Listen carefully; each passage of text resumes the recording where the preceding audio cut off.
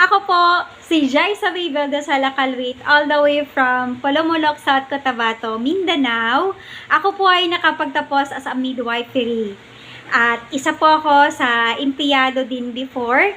And good news po, mama and sir, sa mga nandito, ako po ay nakapag-resign dahil po sa online business na nakita ko ngayon.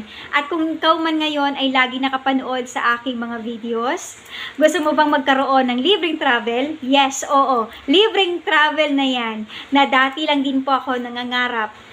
Alam mo, bahay at trabaho lang yung alam ko before. But right now, isa na po ako sa natulungan ng online business na to.